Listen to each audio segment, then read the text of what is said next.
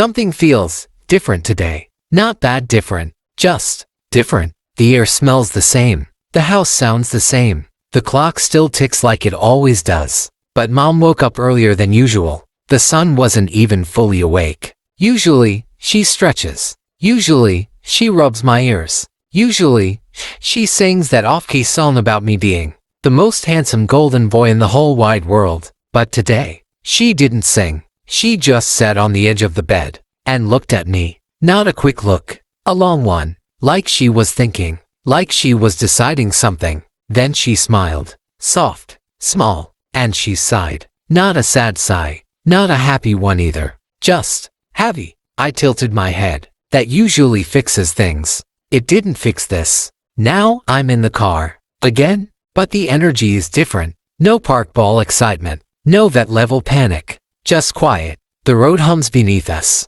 Mom keeps one hand on the steering wheel, the other rests on my head. She scratches behind my ear the way she does when she wants me calm. Why does she want me calm? I sit up straighter. The window is cracked open. New smells rush in. Grass, concrete, morning dew. And then, it hits me. Dog. Not one dog. Not two. Many. Layers of fur and shampoo and excitement and nervous sweat. This isn't the park. And it's not the vet. This place smells like other dogs. A lot of them. My heart beats a little faster. My tail wags once, then stops. Am I excited? Is this a surprise? Is this fun? Or is this something else? Mom pulls into a parking lot. I see the building, big windows, colorful signs, and shadows moving inside. Shadows that bark. My ears perk up. My chest feels tight. I look at Mom. She looks at me, smiles again. Okay, Biscuit, she whispers.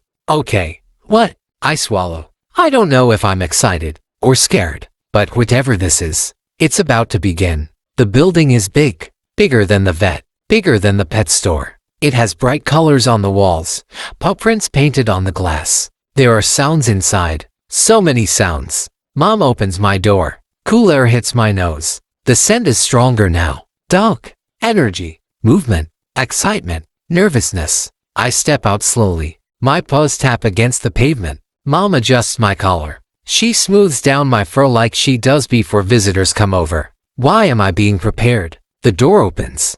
And suddenly, barking. Everywhere. It explodes into the air. Different pitches. Deep ones. High ones. Sharp ones.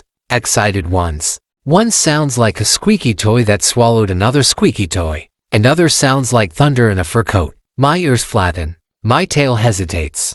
Inside, I see flashes of fur running past the glass. Shadows jumping. Tails wagging at full speed. This is not the park. The park smells free. This smells organized. Structured chaos. Mom kneels down in front of me. Everything else blurs. It's just her face now. She holds my face in both hands. Her thumbs rub gently under my eyes. The way she does when she wants me brave. You're going to have so much fun, she says softly. Fun? Her voice is warm, but her eyes look like they're checking if I understand something important. Be good, Biscuit. Be good. Be good how? Be good for who? I'm always good. I don't chew shoes anymore. I only bark at suspicious leaves. She stands. A new human approaches. Bright shirt. Kind smile. Smells like treats and 20 different dogs. They crouch down. Hi, handsome boy. I glance at Mom. Stranger reaches for my leash. Mom doesn't stop them. The leash leaves her hand and enters theirs. The shift is small, but it feels huge. Wait. This wasn't part of the plan. Where are you going, Mom? She stands up. She backs toward the door, smiling. Too much smiling. Mom? My paws move forward, but the leash tightens gently. Mom? She waves, like she's leaving for groceries. Like she's coming right back. Right. The door opens behind her. Light spills in. The barking swells again. Mom? Mom? M-O-M. The door closes. The sound is soft, but it echoes. And just like that, her scent begins to fade into the noise, into the fur, into the unfamiliar. The stranger gives the leash a gentle tug. Come on, Biscuit. I look at the door one more time, just in case it opens again. It doesn't. And just like that, I am alone. Okay. Biscuit, you are brave. You once barked at a vacuum cleaner and survived. You stared down the mailman. You conquered the sliding glass door. You can do this. I take one step forward, then another. The leash is unclipped. Freedom, but not park freedom. Contained freedom. The floor smells like biscuits. Not fresh biscuits. Old biscuits. Hidden biscuits. The ghosts of biscuits. The air smells like fur. Wet fur. Dry fur. Expensive shampoo fur. Anxiety fur. Excitement fur. It's overwhelming. My nose doesn't know where to focus. Every scent tells a story, and every story overlaps. Then, I feel it. The presence. A small brown dog approaches me. Low to the ground. Compact. Confident. He squints like he's evaluating stock prices. He sniffs my shoulder. Moves to my ear. Sniffs again. Circles me once.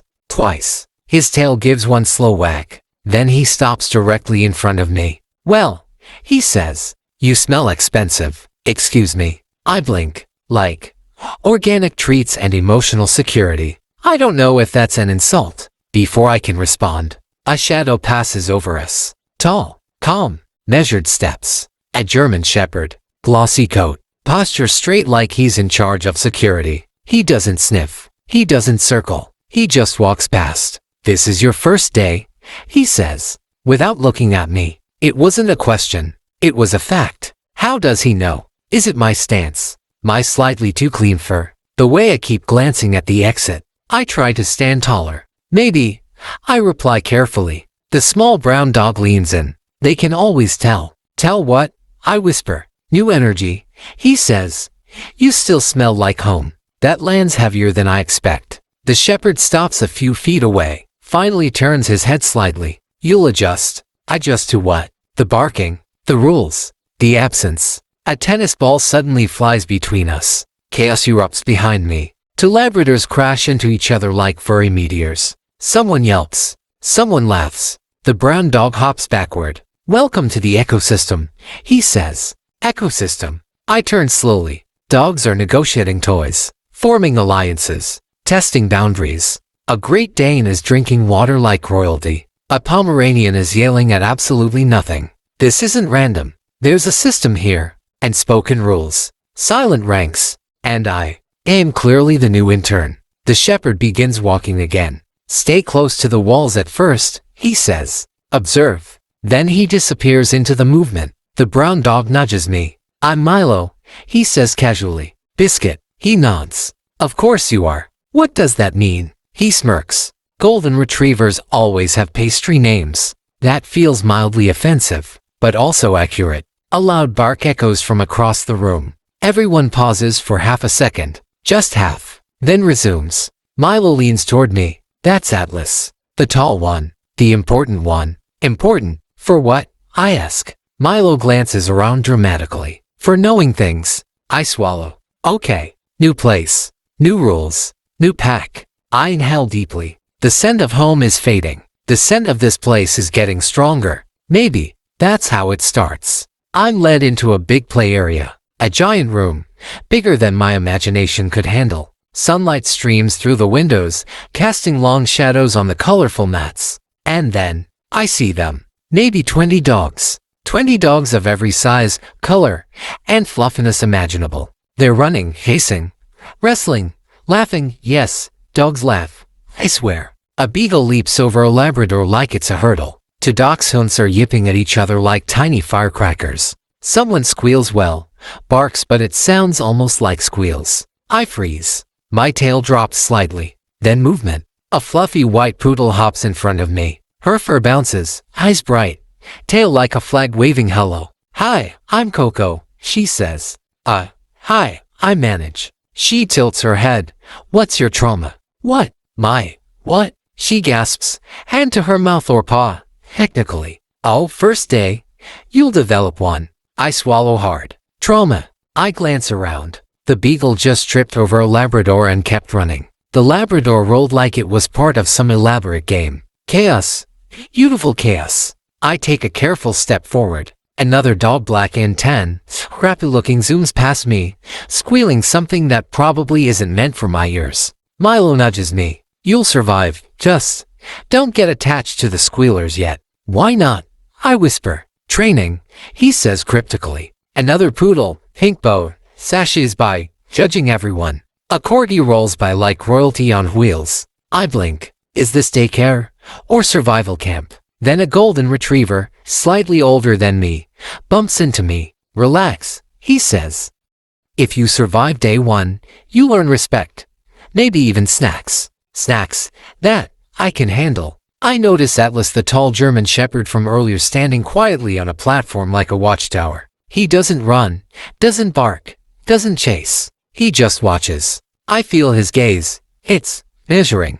And I realize something. This place isn't random. It's a system, a kingdom, a pack, rules, alliances, competitions, hierarchies. I inhale deeply. Okay, Biscuit, you're new, but you're here. And somehow, you think you might like it. What if Mom doesn't come back? I sniff the air. No familiar perfume. No gentle hands scratching behind my ears. The leash is gone. The smell of home is fading fast. What if this is where dogs go? When humans are done. When they decide they've had enough of fur on the couch, barking at the mailman, Muddy Paws. What if I barked too much last week? What if I shed too much on her favorite rug? What if I wasn't a good boy? I take a small step back. Another. My paws land in a corner of the play area, away from the chaos. I curl slightly, tail tucked, eyes wide. The room is noisy, balls bouncing, dogs yipping, paws thudding against the floor.